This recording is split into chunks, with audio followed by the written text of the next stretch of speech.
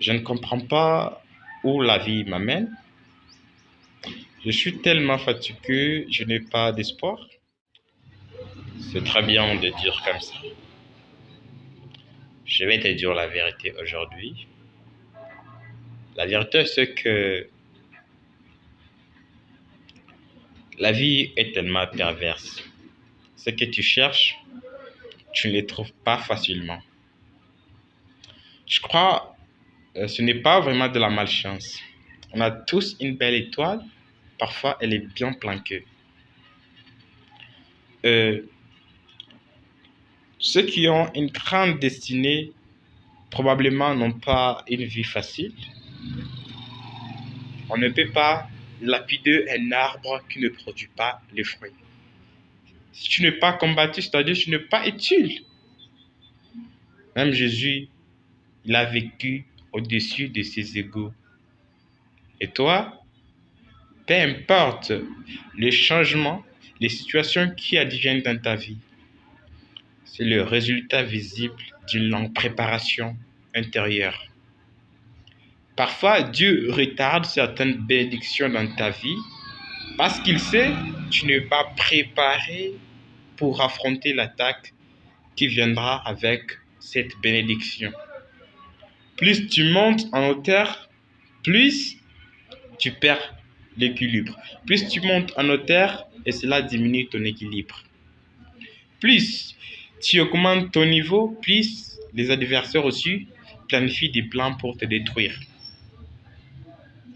La vie d'un enfant de Dieu peut sembler trompeusement lente, même pas avec Dieu, peut te faire rattraper 10 à 15 années de ta vie. Alors ne pleure pas. Ne te décourage pas parce que ça ne va pas aujourd'hui. Tôt ou tard, ça ira. Fortifie-toi, prends courage. Tu réussiras dans tout ce que tu entreprendras. C'est ça la loi de la réussite. Et n'oublie pas, tu peux te fortifier, mais il ne faut pas te fortifier dans le vide. Tu dois te fortifier en mettant Dieu à la première place. Parce que si ton courage pour toi envers les choses est plus élevé que l'amour que tu as pour Dieu, que ta considération envers Dieu, cela n'est pas encore de l'effort, mais c'est déjà une adoration. Cherchez le royaume des cieux, le reste vous sera donné par-dessus. C'est exact. La vie, c'est un ministère qu'il faut vivre et non un problème à résoudre.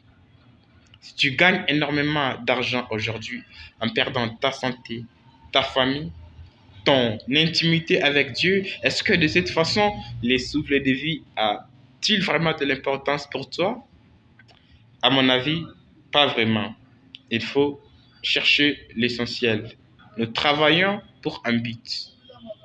En ce qui concerne les choses spirituelles, si tu as un don, peu importe sa grandeur, tu dois l'utiliser de la bonne manière. Tu ne dois pas utiliser ces dons-là pour te glorifier toi-même, mais tu dois utiliser les dons parce que ces dons viennent de Dieu. Utilise-les des moyens de glorifier ton Dieu, des moyens de lui plaire. Si tu utilises les dons que Dieu t'a donnés pour te créer un grand titre, c'est là, Dieu n'utilise pas sa puissance dans des bêtises.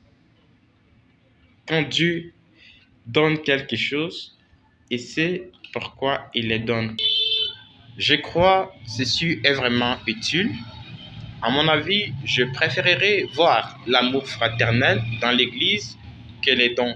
Parce que avec ces dons-là, si tu ne les utilises pas de la bonne manière, ça peut engendrer beaucoup de mal que lorsque ça n'existait même pas.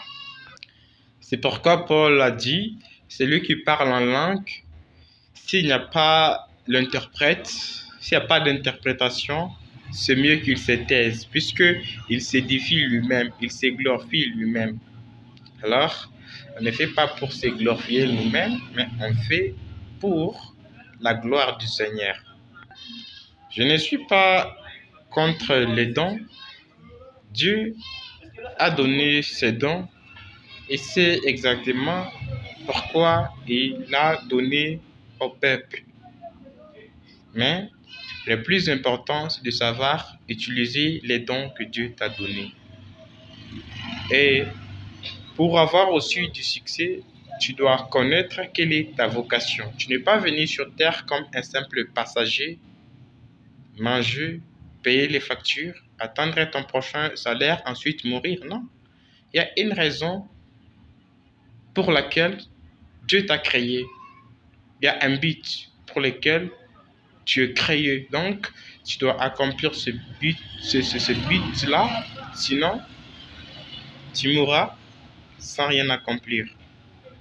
Ta mort doit être historique.